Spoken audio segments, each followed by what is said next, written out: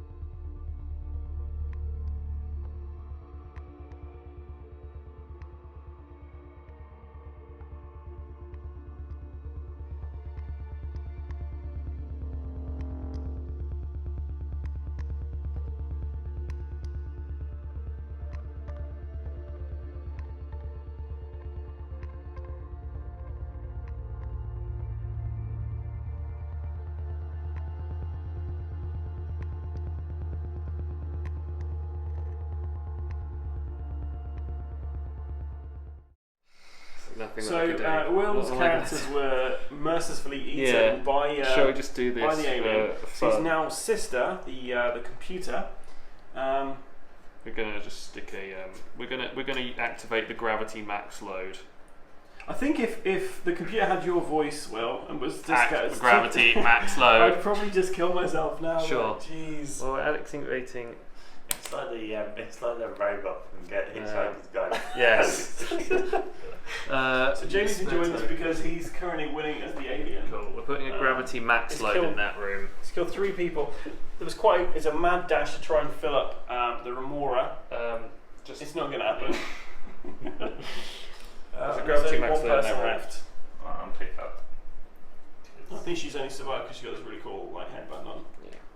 I'm just playing the cards now. So far, I think we've probably played some of this wrong. I think we played quite a lot of it wrong. Like we were acting like you couldn't actually move into areas with power outs, but I think that was actually that was false. But yeah, it's really enjoyable. Well, that was pretty incredible, really. It was a very incredible game. Like genuinely, I enjoyed it. I would like to play that again on the other team. Yeah, so Jamie was playing the alien role, so he was basically trying to hunt us all down. Both Will and myself had 2 characters each. Jamie dispatched us fairly quickly. Yeah. Apart from I had 1 character who was very close to the end. Nice thing is when there's player elimination in this game, but Will was able to take control of the ship's computer and also the ship's cat, so that was quite fun. And we slightly drank it out so that we could try and play a few more of the components, which is good. I wanted to get through the whole of the deck and see what all the different cards did. We wanted to see what the we need some better shuffling next time. Yeah. And don't, I would say if you are a crew member in this, do not get the Lifeform player to shuffle your crew member deck because I think he stacked it. This isn't really a review, this is more first impressions because none of us have played this game before.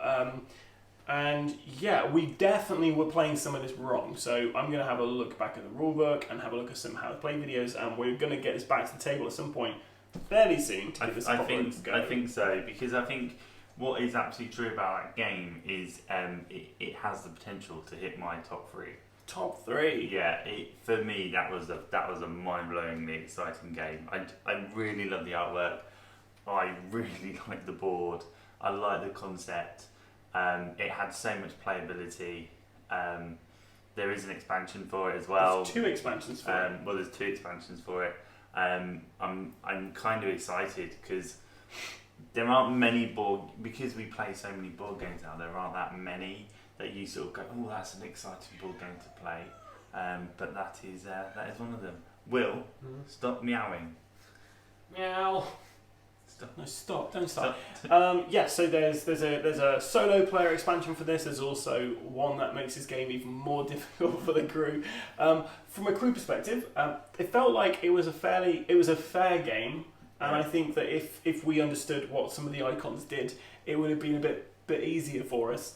And yeah, near the end, it's still. Although I think Jamie was kind of toying with us a bit like Will's cat impression.